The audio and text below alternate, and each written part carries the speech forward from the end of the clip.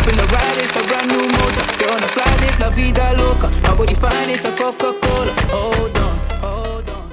What is up, guys? It's your boy Orion here, and I'm with my co-host, Aura, and today we're back for season 2. episode 2. I hope you guys enjoyed episode 1, and here's a little recap. Yeah. Last time we spoke about what exactly? We spoke about any Valentine's plans. Hmm. And I know for a fact that I didn't have Valentine's plans then. Uh-huh. And the thing is, when it came to Valentine's Day, I still didn't have a Valentine. Yeah, I'm sorry. It's okay.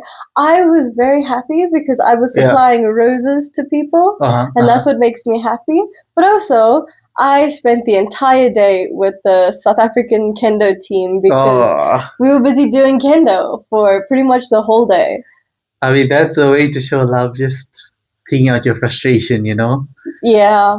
I mean, yeah, pretty much the same, you know? I just chilled, didn't do much on Valentine's Day. I cannot confirm nor deny if I had a Valentine. Okay, Orion. I see. All I'm going to say is, if you know, you know. If you know, you know. Why are you being so inconspicuous, Orion? Why are you using big words? That's not a big word. Yeah. Did I have a Valentine? Yes, I did.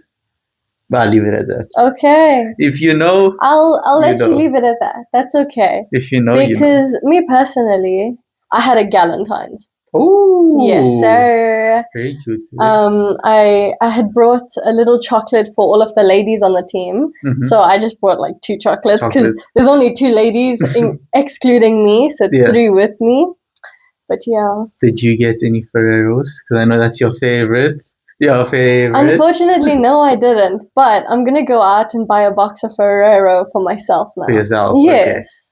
Okay. Once the Valentine's special has come off, because the prices go down. They always inflate the prices when it comes to chocolates, flowers, anything that's normally like 100 Rand for maybe 12 roses, a dozen roses, is 200 to 250 Rand. Yeah.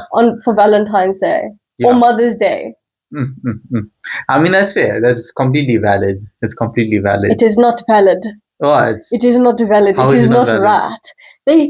Because do you understand the concept of pink tax? What's pink tax? Pink tax is basically because you're a woman and your product is now pink, you have to pay way more than the men do.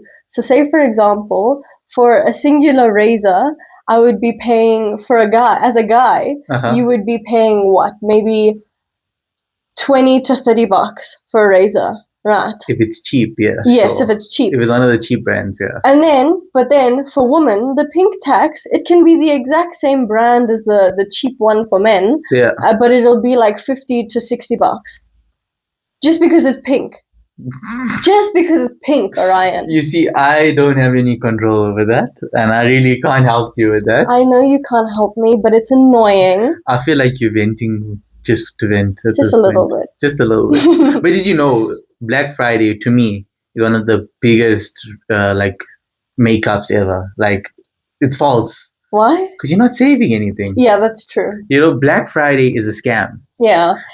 Yeah. They make you buy things that you didn't need in the first place. No, but you're buying things. They're saying it's on sale, but they're just selling it at its original markup or wholesale price. Yeah. Yeah. So they're probably just losing on their profit margins, but they're still earning their big bucks. And us, because, you know, the placebo effect, it's like, okay, I'm being told I'm saving, but in actuality, I'm not. Yeah. If you had to actually compare, you're not saving anything. You're not saving anything. You probably... If anything, what you're saving is like 20 bucks. That's like nothing. The placebo effect is actually very crazy to speak about. Yes.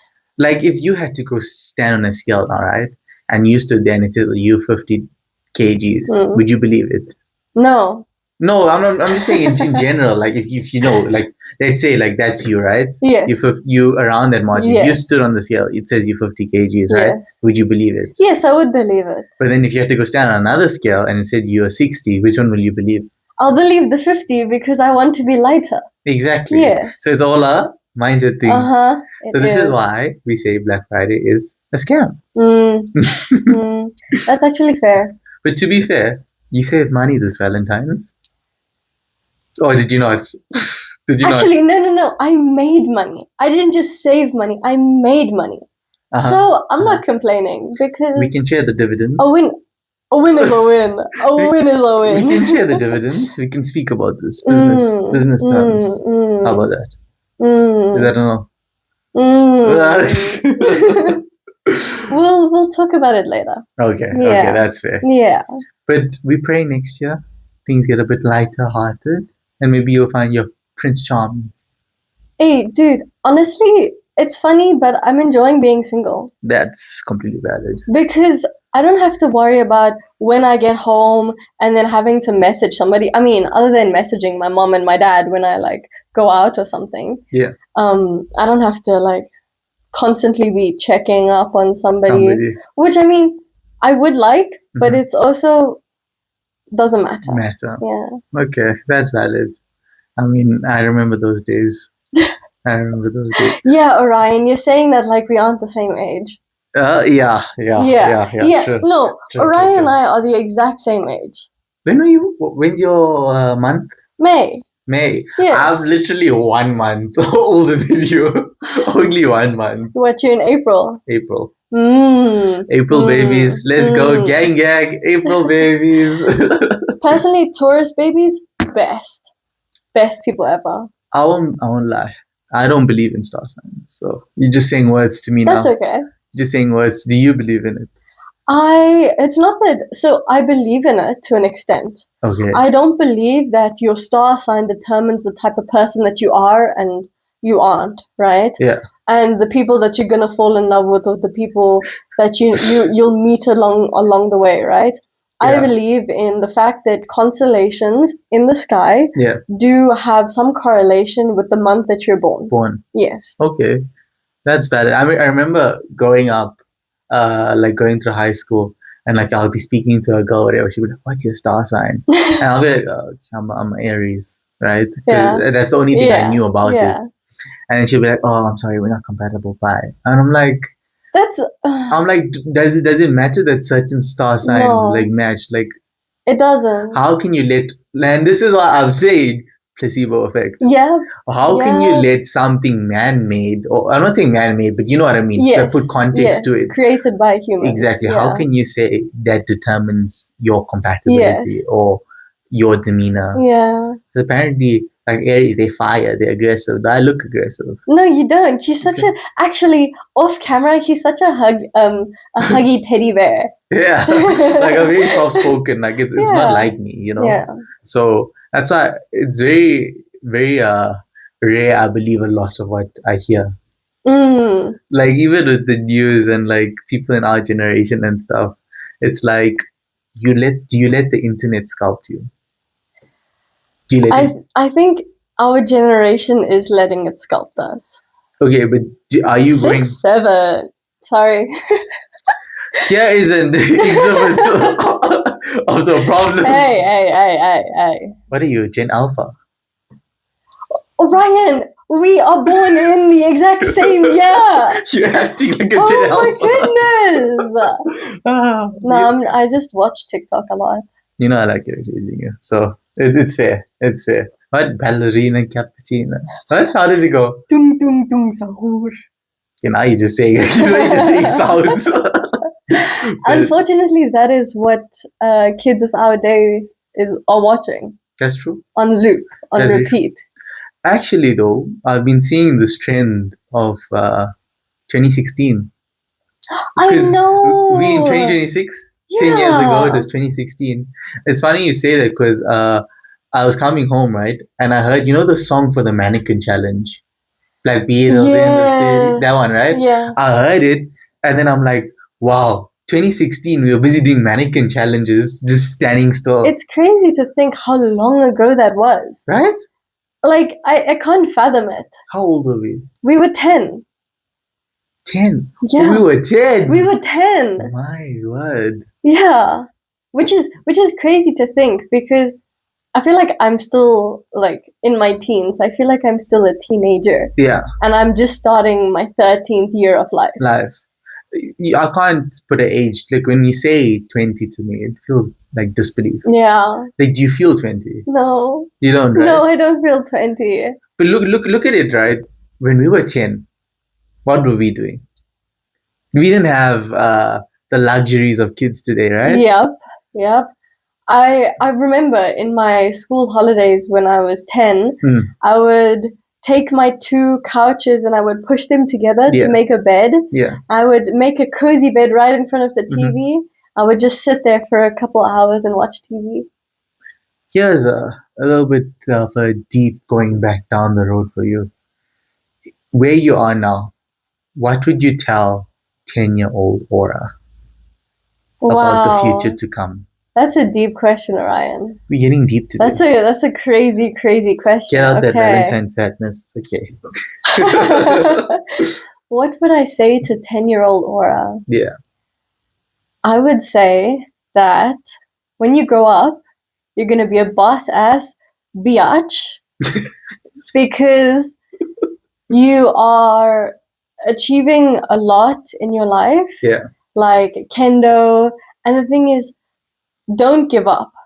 Because if you give up, then you won't be able to be the best version of yourself. And you can't live the way you want to live. Because honestly, I've lived my life with no regrets. Yeah. I make my decisions and I stick with them. Yeah. And I want her to know that even though there's going to be some hardships along the way, it's important that you keep trying. You keep putting in the effort. You wake up every morning, and even if you don't have a smile on your face, continue with your day, because tomorrow can always be a better day. Looks like you're gonna cry. Okay. Are you okay? I'm okay. That's real though. It is real. Well, what I can say is you should be proud of yourself because you achieved all of those things. I know. So slowly but surely, if you didn't think you would get there when you're younger, look at you now. Exactly. And you, Orion? Me personally, one thing was not changing who I am. Being authentically myself. I'll say continue being yourself throughout your journey, because that's one thing I never failed to do. No matter who liked me, no matter who wanted to be my friend or not, I stuck true to my morals, to my values. I wanted to have fun, but I also realized that you need to put in the hard work, you need to put in the graft. And I also had to teach myself to be more sociable. Oh, yeah. Because I was very much to myself. And I'll be like, don't be afraid to take that mile. Don't be afraid to go up to that person and say hi, to network. Because now looking forward from, being a 10-year-old, looking forward to when I was 12 in grade 7 of primary school, I was head boy. I got my honors blazer. Yeah. Big achiever boy. Go ahead to high school, matric 2023. I was head boy. I had my honors blazer again. I had my full colors in so many things. I come 2024, I get my matric certificate. I come top 1% in the country for life orientation. Like who in the world can say they've achieved these things, And I know I wouldn't be without the support of God, without the support of my family. And it's the main thing is not forgetting where you come from. Very important. It is very important. If you didn't have your childhood, if you didn't have your upbringing, would you be the person you are today? I feel like yes and no. Because there would be some elements of myself that would be very similar. But also I know that a lot of my childhood has shaped who I am and who I've become. And how I react to different situations. So say, for example, I'm running and I fall onto my knee, right? I'll realize that I fell and I'll get up and I'll be like, oh no, that hurt like a lot. but I'll walk it off. Versus if I had a different upbringing, I would fall and I would just start crying and I would stay on the floor. You know, it's really dependent on situations. Yeah, I think, you know, my childhood, like it had its ups and downs. I think every person goes through their highs and lows in life, but it really shaped my character, and I had to mature. You know, we all have to mature at a certain age, and I was able to understand that my emotions are something that shouldn't work against me, but something I should use to uplift me. You know, and one thing that I've learned recently, your emotions can either lead to your promotion or your demotion. So it's like, okay, or you chun me swak. You gave me issues, right? Yeah, sorry, my lingo. Yeah, she chun me bad, right? But it's like, am I going to take that anger and I'm going to shout at you? I'm going to treat you bad, or I'm going to use that anger and that emotions and I'm going to prove you wrong in another way. You know? I think that's the main thing. Yeah, I like that though. Would you say you are a very emotional person? I have started to become a very emotional person lately. Because when I was younger, I feel like I wasn't as emotional. I would like turn my emotions off just because it was easier, you know? But now that I've also started to mature, I've realized that I need to feel these emotions in order for them to not consume me. Because I know that sometimes, say for instance, there's something really bad that's going on and I can't deal with it. I used to suppress it and I used to be like, no, I don't want to think about this. I don't want to talk about this. I'm going to keep myself so busy that I don't think about it. But now I've realized that it's important for my own personal growth that I do need to talk about this stuff with myself. I don't have to talk to other people because I also believe that other people can't solve my problems. Which I know is a problem in itself, but it's okay. But form of bonding. But yeah, you just have to roll with the flow. To roll with the flow. Go with the flow. Go with the flow. Go with the flow. Go with the flow. We can caption that. Put on the shirt. Roll with the flow. No, but yeah, and I get you on that. You know, you become one with your emotions in a way. You're learning more about yourself. And for me, I think it helps a lot with communication also with others. Because when I make a friend or I speak to someone, I'll try and connect to you on an emotional level, you know, on a deeper intellectual level where we can talk and we can get on and we can laugh, we can have fun, we can have vibes. Because if you aren't able to emotionally connect, then, you know, it's just a superficial connection. And I mean, people handle emotions differently, right? But how are things for a person who has to deal with many struggles daily, that being people who are on the spectrum, and how do they have to deal with their emotions? You know, I can't specifically say that I am on the spectrum because I do have qualities and traits that present itself as ADHD, but I've never been diagnosed by a professional. So I can't say, yes, I do have ADHD, but I can speak on traits that I've seen in others with ADHD. So I feel like a lot of the times people struggle to deal with their emotions. Like me, they either bottle it up or it comes out in different ways that you don't want it to. And the thing is, it's hard to deal with that because you yourself don't know what's going on. You yourself don't understand what you're feeling, why you're feeling it. And it's important that the people around you are able to be understanding and respect, or not respect, just understand that what you're going through is different to what they're going through. But I think this should stand for all people, not just people with ADHD, because everybody processes emotions in their own way. But when it comes to ADHD, I think people with ADHD need a little bit more time to process things because I feel like, for me at least, it takes me maybe like 3 months until I'm ready to deal and process like something that's happened. So with the passing of my cat, right, Snowflake, Cute name. Thank you. I didn't really think about what had happened for a good 6 months until I was ready to go back and be like, this happened, it hurt, it really hurt, but it's here in my heart and I will never forget it.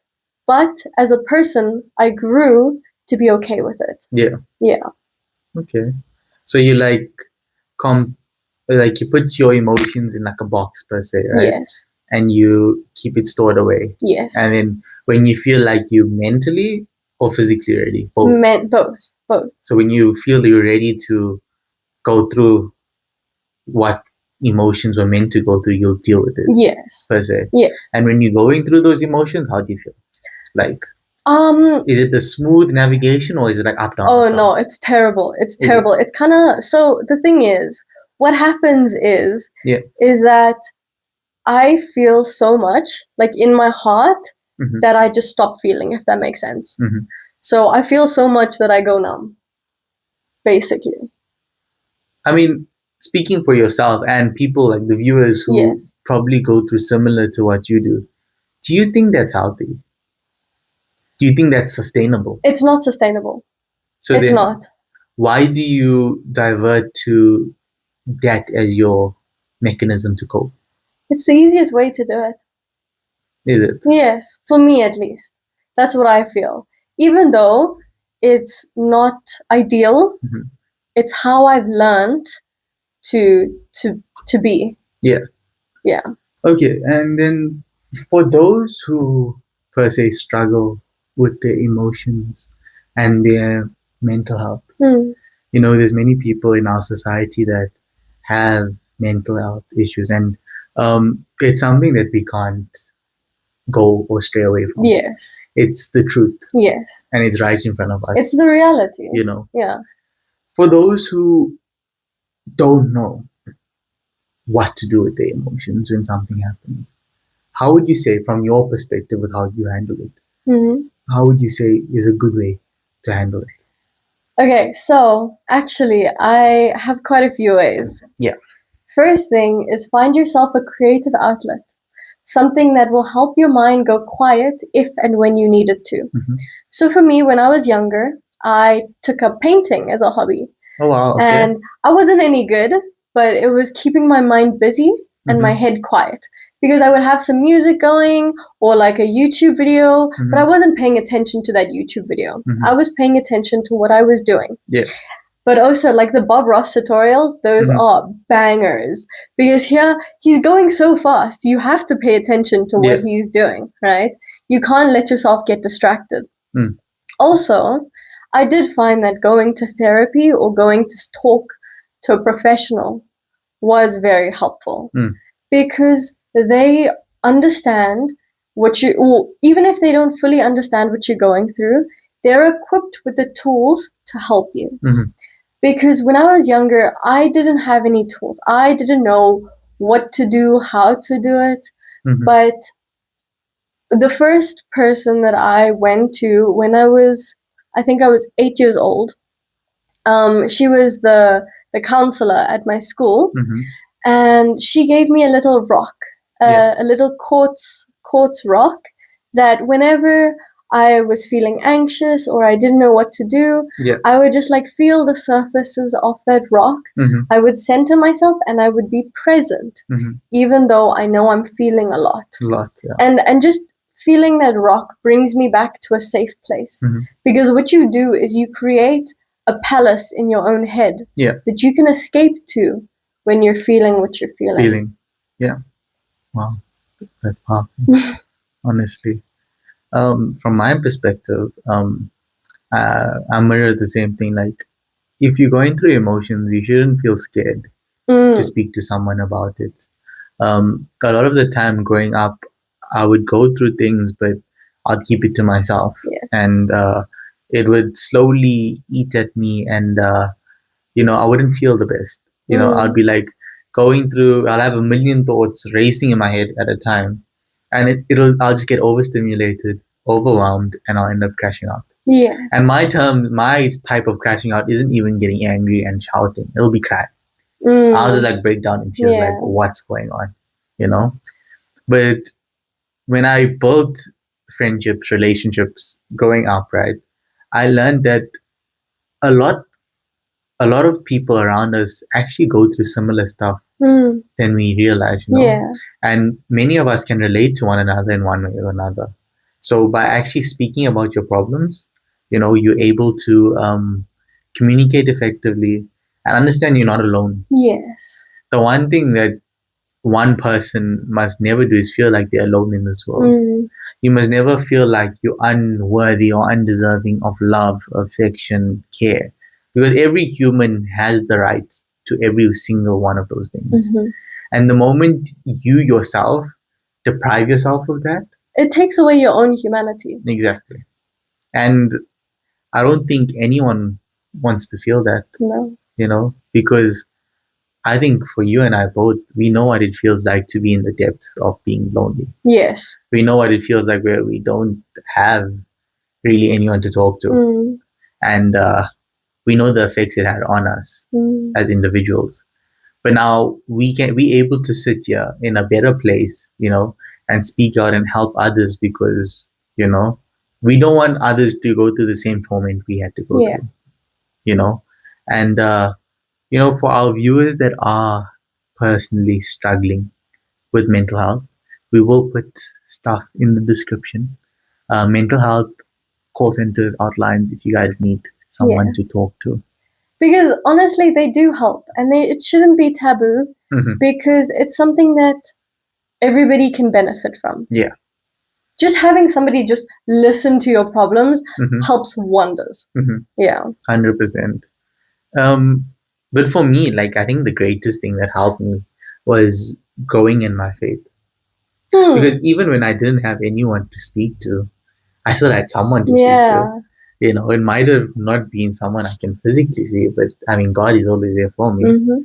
So I think that was and that'll always be my first resort before anything. So yeah, like you said, pick up a hobby, do something fun, do something adventurous. Even spend more time with your friends, you know. Even if it's not talking about your problems, being able to get out of that headspace and that mentality that you're in currently, that's weighing you down and pulling you down, can help. What would you say? Obviously, you listed painting, you know, distracting your mind per se. But what's a activity which you'd suggest which would like actually take out your emotions in a good way? Oh. For me, I'm gonna say, I'll put it out there, a rage room. I was actually going to say axe throwing. Axe throwing. Yes. Just put a face of someone over there. Yes. Just like the rage room, there's actually next to the rage room, there's a axe throwing as well. And it's not just axes. You can take knives, you can take blades, you can take anything, and you can throw. And it's really, really fun. Yes. We probably don't want to take certain people. Remind me not to go with you over there. It's okay, Orion. You'll be safe. I promise. That is very, very, very, very scary. Very scary. But that sounds fun. Would you do it? I have done it. Oh, okay. I'm not coming. I'm actually very good at throwing it, because the thing is, it's funny with it, you have to make sure that you're not making it spin too many times, but if you do make it spin, you have to make sure it's a full rotation so that it lands where you want it to land. Throwing it back. Yeah, you could do that too. You heard it here first, guys. Aura likes throwing it back. Oh, wow. Well done, Orion. Well done. Thank you. I possess those traits. Just turn anything into a fun joke. I mean, I think I'd enjoy it. I think I got fairly good aim because I played cricket. Yes. So, just like that one action, right? Okay. Or you can throw it between your legs, you know, on top of your head. You know, you can throw it through people if you're that good. You know, like, we're going through emotions, but I still cherish my life. I don't want any injuries to make it even worse. Hey. That's why there's hospitals. What? How is that even a valid excuse? Hospitals are there because in case accident happens. See hospitals? Hospitals. You know, when I was smaller, I used to say hospital. Oh. I had a small lift. Oh, that's growing so up. cute. Yes, I had a lift. So you say you have ADHD, right? Like that. Yes. I think I had a lift. Something that I can kind of equate it to. But I feel like I have OCD to an extent. Yeah. Because I like order. Yeah. You know, I don't like things being mismatched or in position. Even with my outfits, everything has to look matched. Yeah. I'm not gonna wear all funky colors and be like, okay, I'm cool. Hey, what are you trying to say? I'm not talking about you. I'm saying like even if I wear pink, it must match. Like I wear blue, which you're wearing. You see, has to have uniformity. Yes. No, I'm just looking at what can I Orion's just analyzing my outfit. You? No. But last thing that I think we should get into also, you know, speaking about people who suffer from stuff like ADHD and learning deficiencies, whatever. How would you per se give tips on how they can study better? On how they can study better? Yeah. Study with people. Have study buddies. Have people that you can interact with while you're studying, even if they're not necessarily studying the same thing as you. Having somebody to keep you accountable and be like, oh, they're also studying, you know, I have to study too. Otherwise, I'm just like, I just look weird. That really helped me. Yeah, now I get you. And speaking out loud. Yes. Listen to your own words. Listen to your own thoughts. Yes. Trust. It helps a lot. Even if you take like a little teddy bear, put it on your bed, and then teach the teddy bear. The best way to learn is by teaching. Create an audience for yourself. Yes. With all your teddies. Do you have many teddies? I do. Typical girl, everybody. No, but to be fair, every country I've gone when I was younger, I would buy a teddy bear. Okay, so I've got a teddy bear from each country. Okay, yes. That's cute. I actually have to think of what memento I want to collect from each country. Yeah. I think I'm gonna collect like soccer balls. Ooh, that's very nice. Something different. I've started my collection. Of teddy bears? No, of lighters. Of lighters? Of lighters. So when I was younger, yes, it was the teddy bears. But when I started going on trips myself, I started collecting lighters.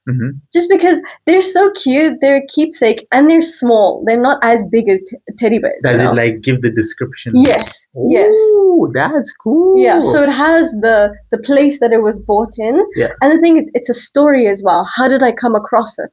Yeah. Okay, I think next time on the podcast, you should bring one for us to view. I will. How about that? And why don't you guys comment down below what you guys want to get from different countries when you go on holiday as your keepsake? Yeah, what's going to be your collector's item? We need to keep track of that, eh? Yeah. But I hope you guys enjoyed the episode and I hope it was very informative. Don't forget, there are plenty of helplines in the description. Yes. You know, don't be afraid to call one of them. Reach out for help because you are never alone. And don't forget to like and comment and subscribe to our YouTube channel. And make sure you go follow us on all our social media platforms, our TikTok, our Instagram, and our Facebook at the Cocolites. But yeah, until episode 3, we'll see you then. Bye for now.